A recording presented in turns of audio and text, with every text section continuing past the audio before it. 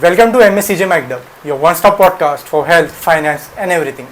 Guys, when we talk about India, it is known for its farming economy, which is growing day by day.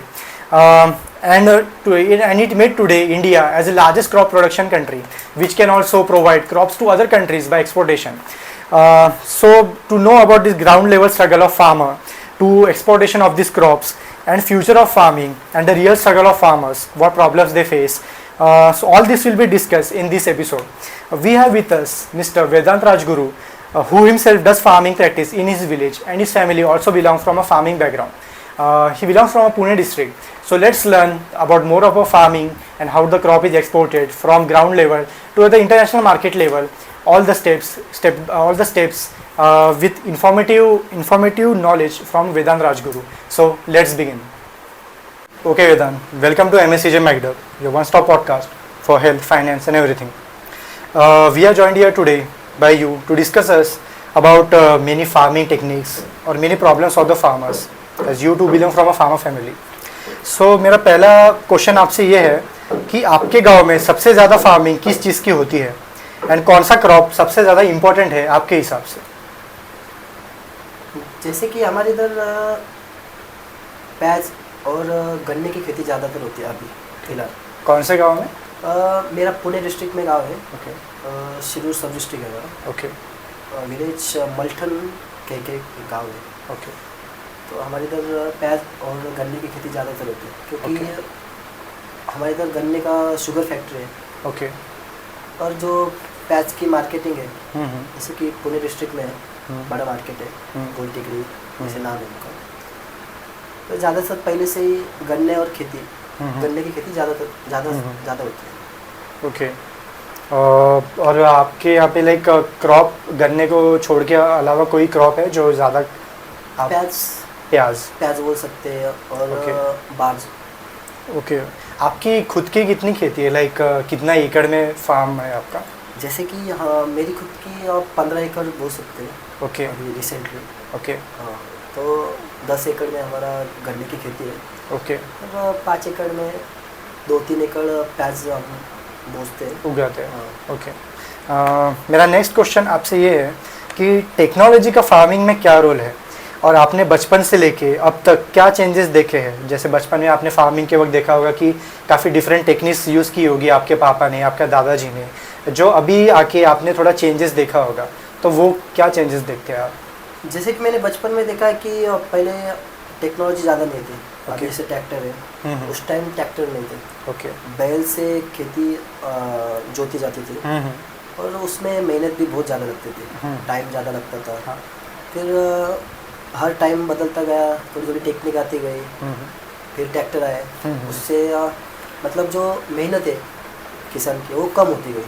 अभी भी बहुत technique है जो आनी बाकी है हमारे इंडिया में, आ रही है थोड़ी थोड़ी, मतलब किसान के पास अभी कम है पर आएगी थोड़ी। आपके पास है ट्रैक्टर अभी? हाँ, मेरे पास ट्रैक्टर है। ओके।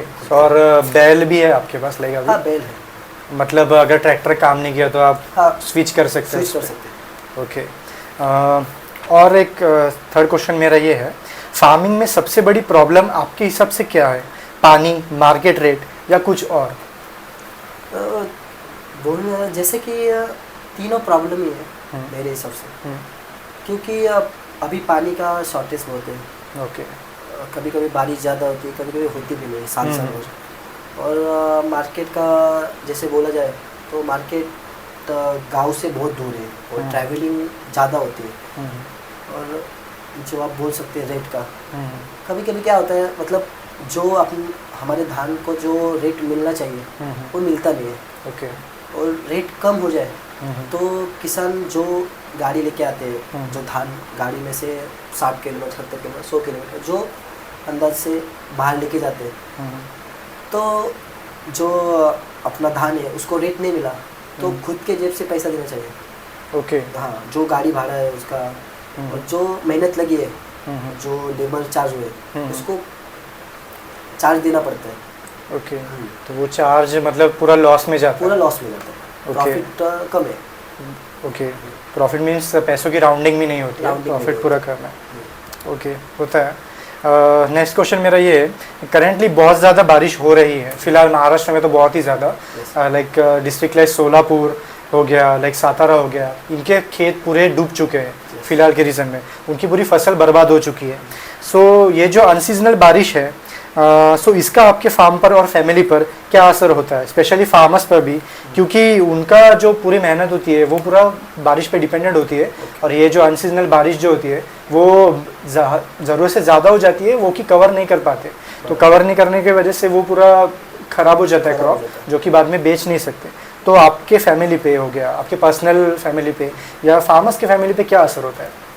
क्या होता है, जैसे कि अभी मेरा ही एक एग्जांपल है। अभी मेरा मतलब मेरे खेत में मेथी का धान था, ओके, तभी मतलब मार्केट में ही जाने वाला था, निकलने वाले थे हम लोग, पर ये बारिश आ गई, बहुत ज़्यादा बारिश आ गई। ओके, तो क्या हुआ कि ज़्यादा बारिश होती है ना, तो जो धान है वो सड़ जाता है। ओके, और अभी उसका रेट अच्छा था, किसान को लगता है कि रेट अच्छा है, मतलब प्रॉफिट भी ज़्यादा होगा, पर बारिश की वजह से पूरा लॉस हो गया। और जो उसके लिए पैसे लगते हैं, मतलब धान खरीदने के लिए, किसान के पास तो हर बार पैसे होते नहीं, मतलब जब भी मंथ पूरा साल जाता है तभी एक ही बार पैसा आता है। ओके, अभी पैसा खत्म हो गया तो पूरा लॉस में चले गए सब लोग। मतलब मेरा ही नहीं, सब किसान का यही प्रॉब्लम है कि जो पैसे के राउंडिंग है वो कम हो गए, अभी कम हो गई। और जो फिर बर्बाद हो जाता है फसल, तो उसका क्या करते हैं? उसको कुछ नहीं कर सकते, उसको पूरा फेंक देना पड़ता है, जला देना पड़ता है, सड़ जाता है पूरा, मिट्टी में ही जाता है, काली मिट्टी में। ओके, काली मिट्टी में। तो वो मिट्टी को फिर से फर्टाइल करने में या फिर से अच्छा बनाने में, नई फसल उगाने में, वो आप कुछ करते हैं उसके लिए? हाँ, यस, जो खाद, उसकी खाद बनती है ओके, खेती में, जो ट्रैक्टर से उसको ये करते हैं, ठीक करते हैं खेत, उसके बाद खाद बनती है, जो नया धान बोना है, बोना है, उसको फिर से रिग्रो करते हैं। ओके, मेरा नेक्स्ट क्वेश्चन आपसे ये है, क्या गवर्नमेंट स्कीम्स का बेनिफिट आपने लिया है फॉर फार्मिंग, और फार्मर सुसाइड बहुत ज़्यादा बढ़ रहे हैं ड्यू टू लोन्स के वजह से, सो विच दे हैव टेकन, सो इसको क्या इलाज हो सकता है आपके हिसाब से? और गवर्नमेंट स्कीम्स जो अभी बढ़ती जा रही है, लाइक फार्मिंग के लिए, कभी कभी वो अगर बारिश अगर ज़्यादा हो गई तो वो कर्ज माफ़ी कर देते हैं, तो ऐसे कुछ स्कीम्स है, तो आपने कुछ बेनिफिट लिया है फार्मिंग का? पहले ये क्वेश्चन पे आते हैं कि बेनिफिट्स क्या लिया आपने? जैसे कि मैंने बेनिफिट्स लिया है। ओके, मेरे खेत में एक तालाब बनाया हमने। ओके, तो वो सरकार की स्कीम है थी, हाँ, तालाब बनाने की। ओके, मतलब सरकार हमें कुछ परसेंटेज देती है उसके जो खर्चा होता है उसमें से, ओके, तो पैसे हमें सरकार देती है।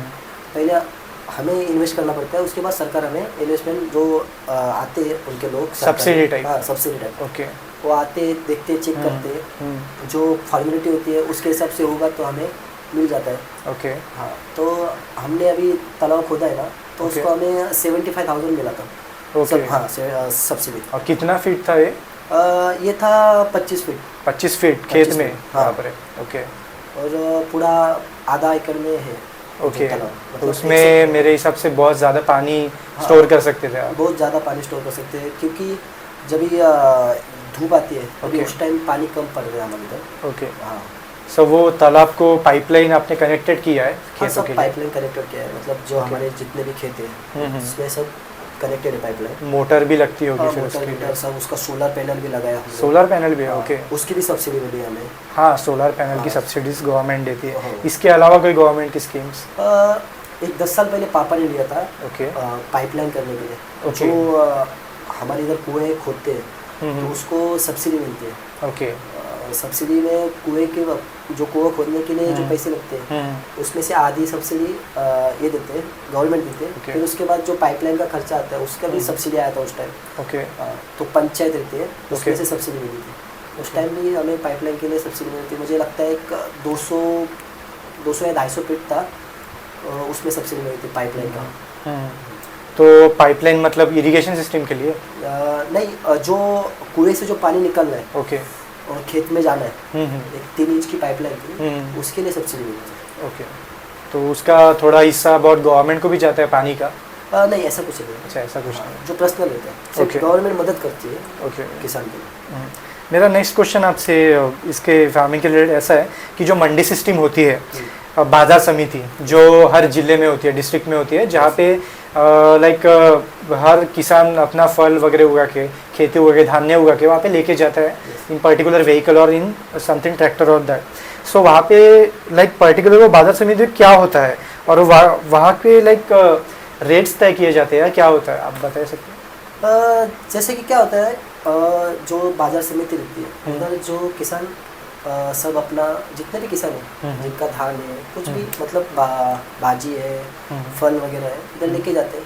उधर एजेंट रहते हैं उनके, ओके. जो बाजार समिति ने चुने हुए हैं, जिनका जिनका गोडाउन रहता है उधर लेके जाते हैं. उसके बाद वो नीला होता है. ओके. नीलामी. हाँ, नीलामी होती है ओके. धान का. तो जो रेट मार्केट में चल रहा है उसके हिसाब से किसान को रेट मिलता है. कभी कभी कम मिलता है, तो क्योंकि एजेंट को भी उसका हिस्सा रख के वो किसान को उसका बेनिफिट देता है.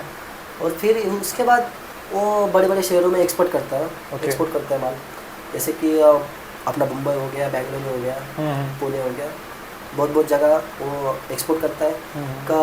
कोई कोई एजेंट है कि जो बाहर कंट्री में भी एक्सपोर्ट करते हैं उसका माल.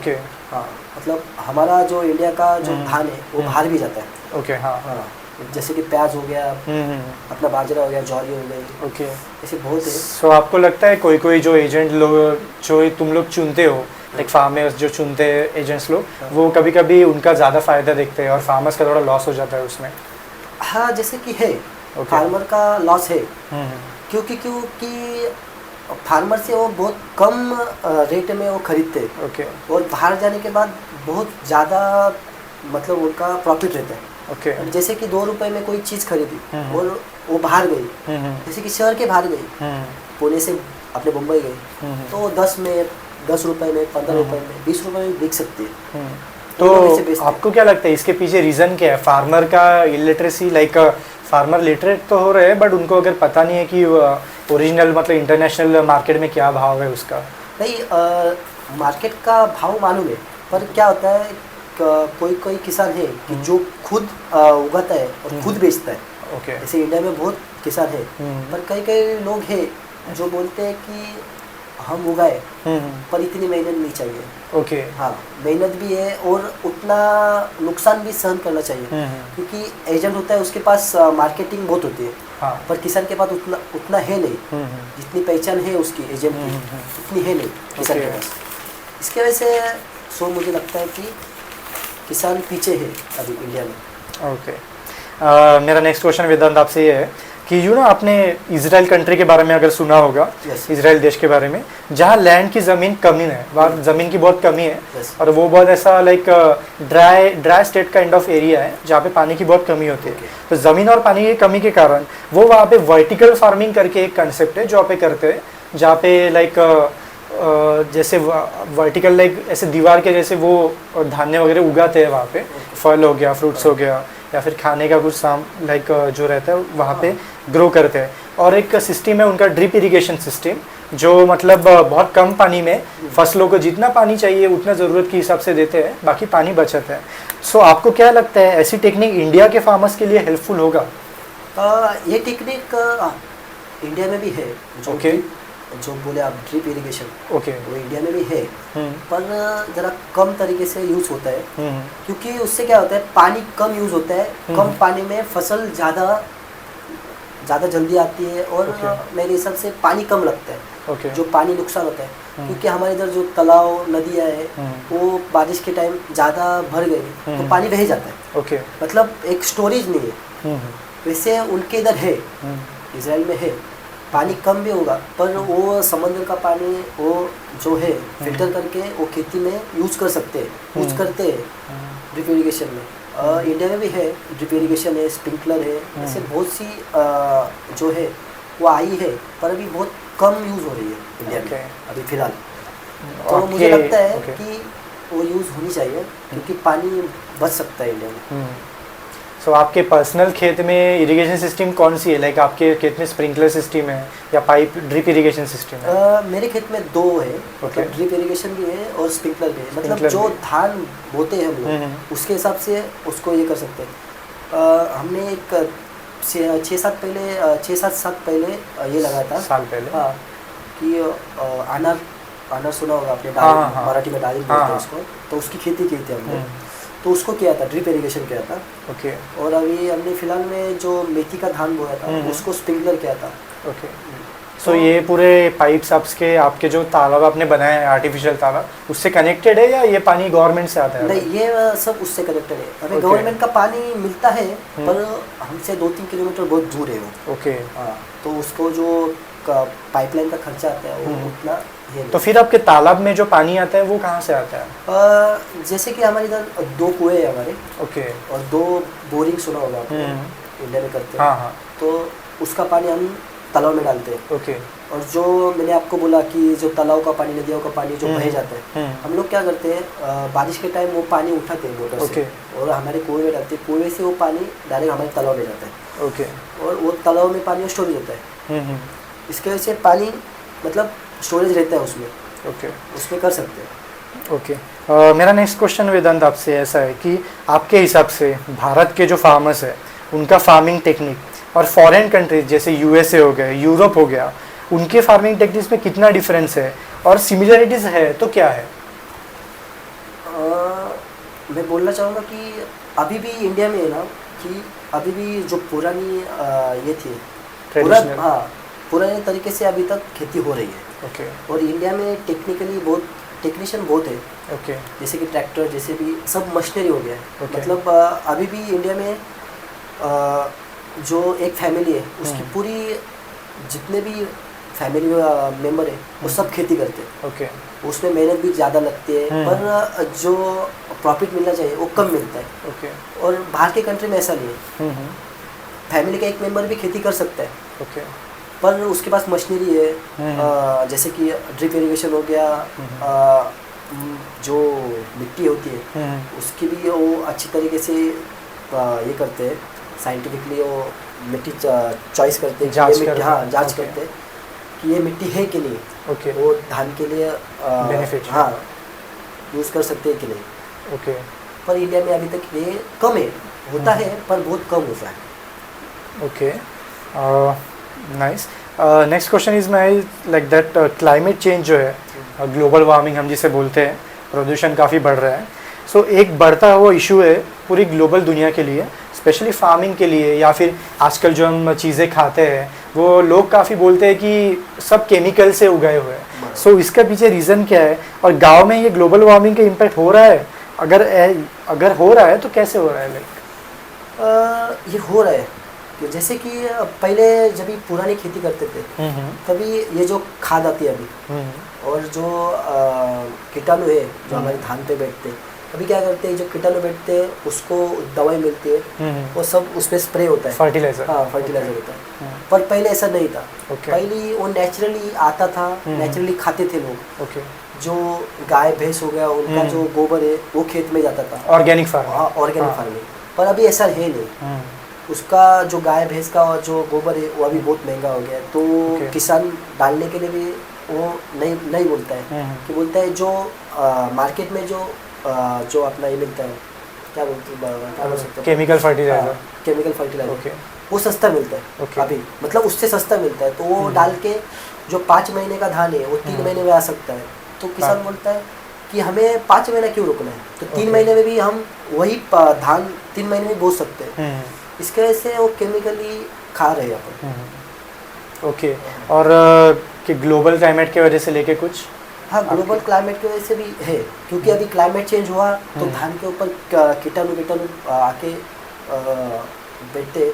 इसके वजह से जो मार्केटिंग में जो दवाई है जो बेच रहे वो लाके उस पर स्प्रे करते, मतलब ये करते हैं। तो इसकी वजह से वो पूरा, आपने जैसा ऑर्गेनिक फार्मिंग कहा, ऑर्गेनिक फार्मिंग की शुरुआत ही दुनिया में भारत से हुई है, अपने देश से हुई है, जहाँ पे पहले गाय के गोबर का इस्तेमाल ऑर्गेनिक खेतों में यूज़ किया जाता था कि खाद उसकी अच्छी बने।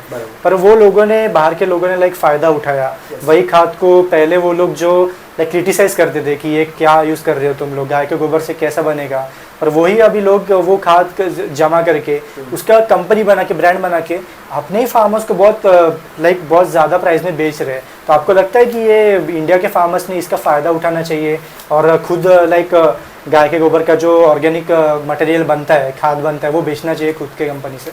यस, ये आपने बोला ये सही है कि ये करना चाहिए। बाहर के देशों ने ये फ़ायदा उठाया है पर इंडिया के उठा नहीं रहे। ऑर्गेनिक खेती होनी चाहिए मेरे हिसाब से। ओके, आपके खेत में होती है ऑर्गेनिक फार्मिंग? मेरे खेत में भी होती है।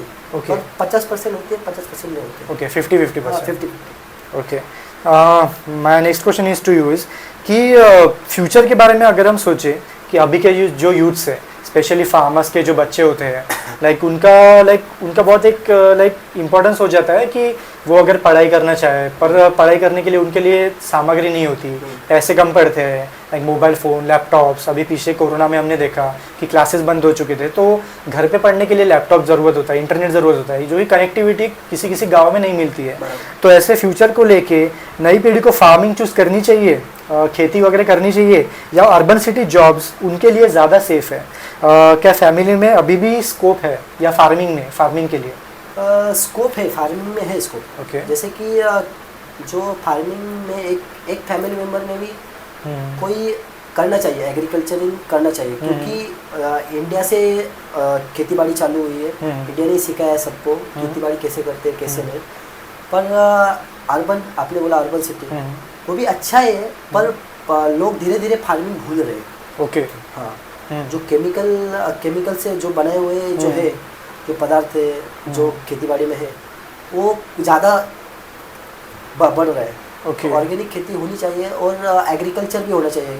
बच्चे पढ़ने चाहिए एग्रीकल्चर में, इंडिया के लिए वो अच्छा होगा मेरे हिसाब से। इससे एग्रीकल्चरल नॉलेज बढ़ेगा, नॉलेज बढ़ेगा और एग्रीकल्चरिंग और आगे जाएगा।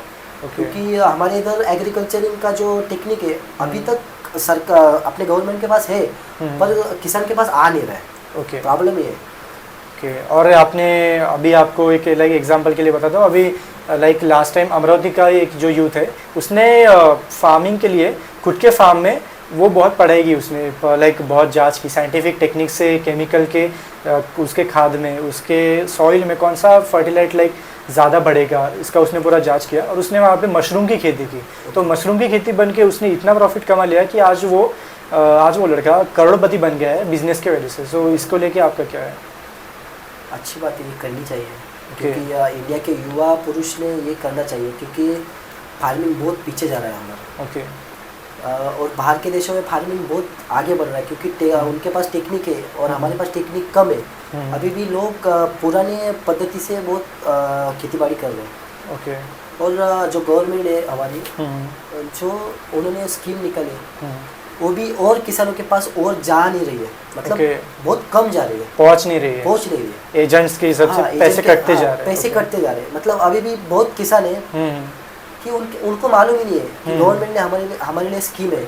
अभी जैसे कि बारिश की वजह से जो धान खराब होता है तो गवर्नमेंट ने हमें कि वो जांच करते हैं कि वो उनका ही धान था, उनके ही खेती में था, तो उनको पैसे भी मिलते हैं वो धान के, मतलब जो खराब हुआ है उसका आधा पैसा भी मिलता है। वो भी अच्छी बात है, गवर्नमेंट किसान पे ध्यान दे रही है। तो मुझे लगता है कि किसान ने भी गवर्नमेंट पे ध्यान देना चाहिए कि वो स्कीम क्या निकल रही है, हमारे लिए क्या फायदा है क्या नहीं है, ये देखना चाहिए। किसान आपकी जैसे डिजिटल लिटरेसी फार्मर्स में और गवर्नमेंट में गैप बहुत है, ट्रांसपेरेंसी नहीं है। Okay, Vedant, moving towards our last question to ending this podcast. मेरा लास्ट क्वेश्चन ऐसे कि आज के ग्लोबल मार्केट में जो इंडियन क्रॉप्स एक्सपोर्ट होते हैं, आपको क्या लगता है इससे स्मॉल फार्मर्स को प्रॉफिट होता है या पूरा पैसा बड़े प्लेयर्स या एजेंट्स खा जाते हैं? मैंने आपको एग्जांपल बता दूँ, श्रीलंका का एग्जांपल। श्रीलंका में जो फ्रूट्स बढ़ते हैं, जो वहाँ के फार्मर्स उगाते हैं, वो फार्मर्स जो अमेरिका जो ट्रेडर्स आते हैं वहाँ से जो उनको जो दाम में खरीदते हैं जो क्रॉप्स, वो उनके देश में ले जाके वही फार्मर्स के जो क्रॉप्स होते हैं वो 2x या 3x मोर अमाउंट से ज़्यादा उनके लोगों को बेचते हैं। सो इसमें श्रीलंका का फार्मर्स का तो बहुत नुकसान होता है। तो इंडिया का इस क्या आपका सीन है? इंडिया का भी ऐसा ही हो रहा है। ओके, जैसे कि मतलब जो लोग जिनको मालूम है वो लोग बाहर एक्सपोर्ट कर रहे हैं तो उनका फ़ायदा है, पर एजेंट का फ़ायदा है पर किसान का फ़ायदा नहीं है, क्योंकि किसान के पास से वो चीज़ बहुत लॉस में उठाई जाती है और एजेंट बाहर जब भी बेचता है तभी बहुत प्रॉफिट में बेचता है। ओके, इसके वजह से क्या हो रहा है कि किसान को मालूम नहीं है कि बाहर कैसे बेची जाती है, हम्म, जो बाहर कंट्री में कैसे बाहर एक्सपोर्ट होनी चाहिए, हम्म। या अपने इंडिया में भी बहुत एक्सपोर्ट होनी चाहिए, हम्म। पर ये किसान को मालूम नहीं है अभी तक। हम्म, जो गांव में जो किसान है उनको मालूम नहीं है। हम्म, तो मुझे लगता है कि ये गवर्नमेंट में थोड़ा ध्यान देना चाहिए हम्म, कि ये किसान के पास पहुँचे कि हम लोग कैसे एक्सपोर्ट करें, जो हमारी खेती बाड़ी में जो धान है, हम्म, बाकी कुछ और है, वो बाहर कंट्री में कैसे एक्सपोर्ट करें और खुद ही प्रॉफिट कमाए। ओके, जो एजेंट को प्रॉफिट जा रहा है हम्म, तो खुद ही पैसा मतलब हमारी जेब में आए। हम्म, मुझे ये लगता है कि ओके। किसान के पास कुछ ही नहीं आ रहा है। ओके। जैसे अभी रिसेंटली फार्म लॉज जो आए थे, फार्म लॉज में जैसे बोला था कि लाइक खुद का जो किसान रहेंगे उनको खुद पे छूट दी जाएगी कि एमएसपी तो रहेगा, बट एमएसपी के ऊपर जो उनके हिसाब से जितना उनको लाइक महंगा बेचना है उनका क्रॉप, हाँ। उनको छूट दी गई थी एजेंट को काट करके। बराबर। सो ऐसा आपके हिसाब से ऐसे और स्कीम्स होनी चाहिए? ऐसी स्कीम होनी चाहिए। Okay, so thanks Vedant for joining to us on MSCJ Mic'd Up podcast. It was really innovative and very informative to know about the farming from you as a farmer. So that's it for in this episode. Let us meet in the next episode for MSCJ Mic'd Up. So thank you. Thank you.